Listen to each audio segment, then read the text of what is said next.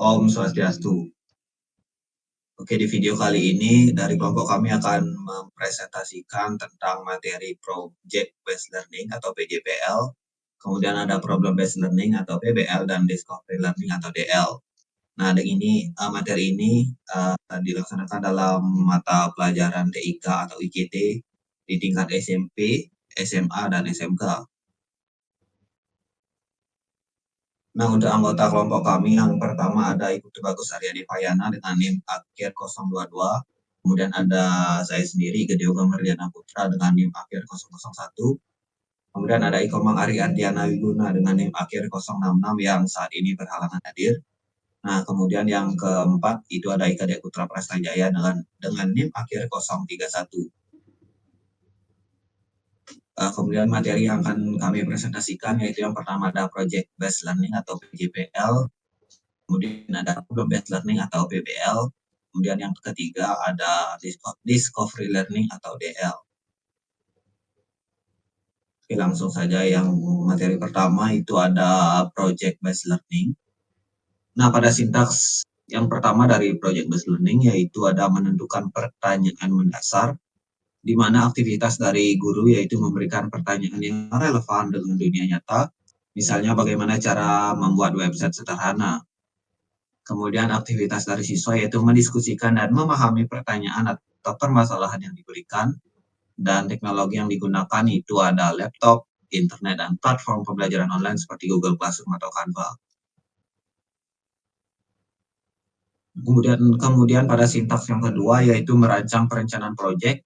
Tugas dari guru yaitu membimbing siswa dalam merancang rencana proyek termasuk menentukan alat dan langkah kerja. Kemudian tugas dari siswa yaitu menyusun rencana proyek kelompok maupun individu. Kemudian teknologi yang digunakan yaitu aplikasi kolaborasi seperti Google Docs atau Trello. Kemudian pada sintaks yang selanjutnya yaitu menyusun jadwal. Tugas dari guru yaitu membimbing peserta didik dalam menyusun jadwal dan pembagian tugas. Kemudian tugas dari siswa yaitu mengatur dan membagi tugas sesuai dengan jadwal yang sudah ditentukan. Kemudian teknologi yang digunakan yaitu aplikasi kalender seperti Google Calendar.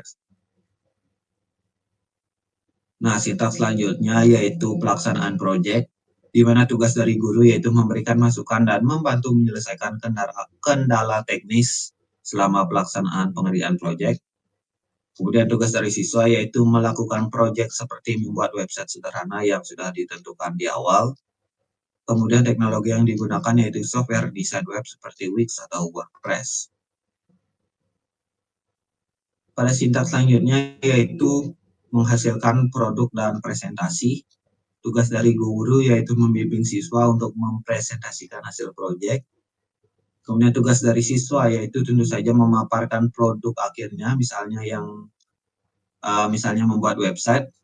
Kemudian teknologi yang digunakan yaitu PowerPoint, Canva, atau Google Slide yang bisa digunakan untuk presentasi.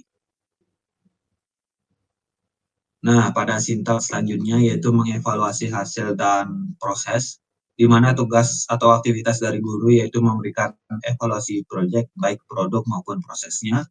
Kemudian tugas dari siswa yaitu merefleksikan pengalaman dan menerima penilaian dari guru. Kemudian teknologi yang digunakan yaitu aplikasi kuesioner online seperti Google Form.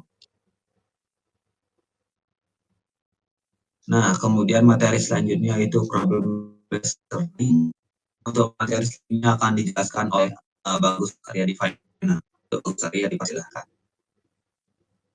Baik, terima kasih atas waktunya. Di sini saya akan membawakan materi tentang problem based learning. Pada problem based learning ini ada beberapa sintaks. Yang pertama ada orientasi terhadap masalah. Tugas guru atau aktivitas guru di sini adalah menyajikan masalah nyata, misalnya bagaimana mencegah pencurian data pribadi di internet. Lalu tugas siswa itu adalah mendiskusikan menentukan hal-hal yang perlu dipelajari. Teknologi yang digunakan contohnya seperti artikel berita di internet, video, atau e-book. Untuk sintaks selanjutnya adalah mengorganisasikan siswa.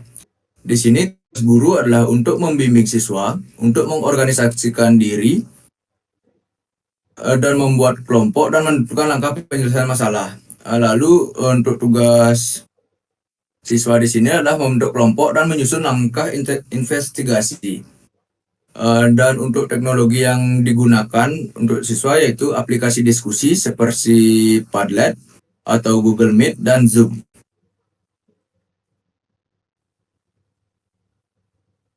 Sintaks selanjutnya adalah membimbing penyelidikan mandiri.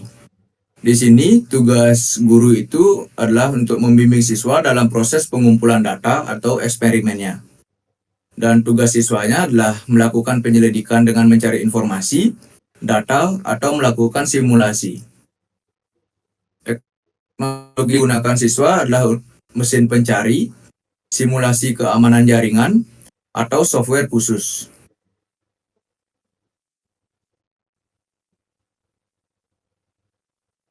Dan sintaks selanjutnya adalah mengembangkan hasil. Tugas guru di sini adalah untuk memantau perkembangan dan membantu siswa dalam menginterpretasikan data. Dan tugas atau aktivitas siswa pada sintaks ini adalah mengembangkan solusi berdasarkan hasil dari investigasinya. Teknologi yang bisa digunakan di sini adalah seperti spreadsheet atau presentasi.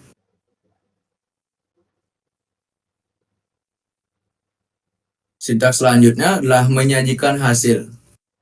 Di sintaks ini tugas guru adalah untuk membimbing presentasi dan hasil penyelesaian masalah. Selanjutnya pada sintaks ini siswa atau aktivitas murid adalah untuk menyajikan solusi di hadapan guru dan siswa lainnya. Teknologi yang bisa digunakan oleh para siswa adalah software presentasi.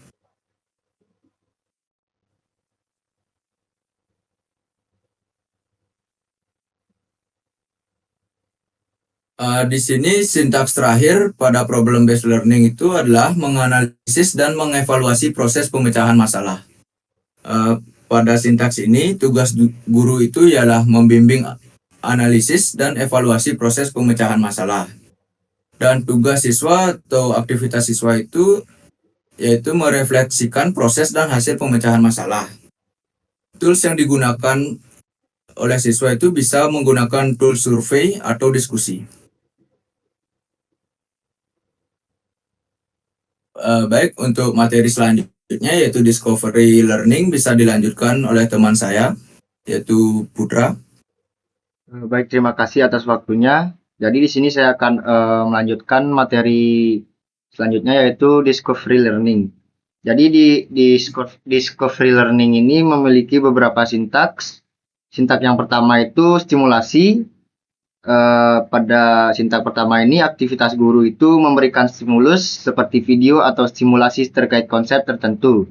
Misalnya konsep algoritma sorting. Aktivitas peserta didik mengamati stimulus dan mengidentifikasi pertanyaan yang terkait. Dan teknologi yang digunakan itu video simulasi, software pemrograman seperti Python.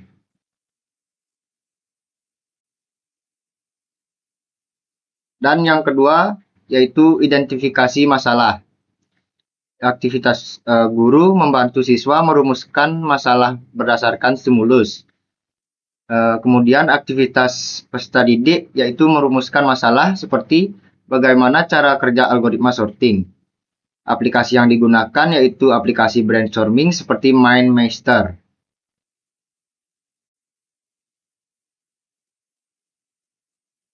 Yang ketiga yaitu pengumpulan data.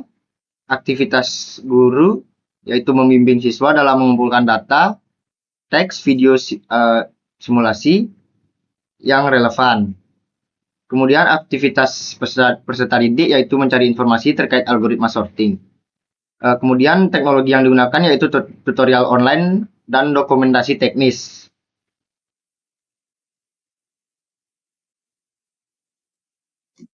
Yang keempat yaitu pengolahan data. Di sini di pengolahan data aktivitas guru itu memantau siswa dalam proses menganalisis data untuk menjawab masalah. Dan aktivitas peserta didik yaitu menganalisis data untuk menyusun pemahaman. Dan teknologi yang digunakan itu IDE untuk coding dan tools simulasi sorting.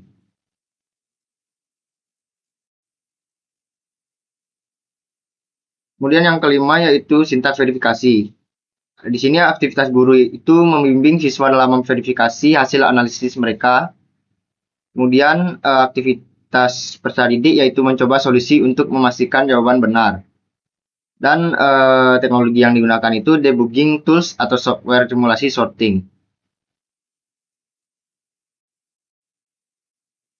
Dan yang terakhir, sintaks discovery learning itu kesimpulan aktivitas guru.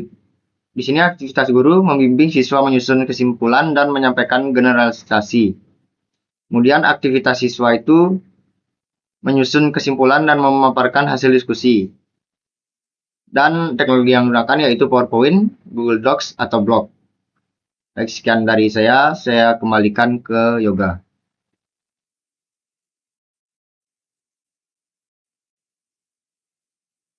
Oke, terima kasih atas penjelasan materinya untuk Bagus dan Putra. Nah, kemudian untuk kesimpulan dari pembawaan materi kami, itu pada kesimpulan ini kami memberikan perbedaan secara garis besar mengenai tiga model pembelajaran tadi, baik project based learning, problem based learning maupun discovery learning, yaitu yang pertama pada hasil akhir. Pada PJBL atau project based learning itu menekankan produk atau project. Kemudian pada problem based learning yaitu hasil akhirnya berupa solusi masalah. Kemudian pada discovery learning hasil akhirnya itu berupa pemahaman konsep. Kemudian pada fokus aktivitas, PJBL atau project based learning ini menekankan proses pembuatan project. Pada problem based learning menekankan pemecahan masalah, dan pada discovery learning menekankan penemuan mandiri materi yang sudah ditemukan. Nah, kemudian peran guru pada PJBL yaitu sebagai fasilitator project. Kemudian peran guru pada problem based learning yaitu sebagai fasilitator penyelidikan. Kemudian pada discovery learning, guru itu berperan sebagai fasilitator dalam eksplorasi. Kemudian ciri utama pada project based learning yaitu project based learning itu berbasis produk. Kemudian pada problem based learning itu berbasis masalah. Kemudian pada discovery learning itu berbasis eksplorasi. Oke, jadi sekian pembawaan materi dari kelompok kami. Jika pada pembawaan tadi terdapat kesalahan dalam penyampaian materi maupun pengucapan kata, kami mohon maaf. Kami tutup dengan Parama Santi. Om Santi Santi Santi Om. Santi, Om. Sekian kelompok kami, terima kasih.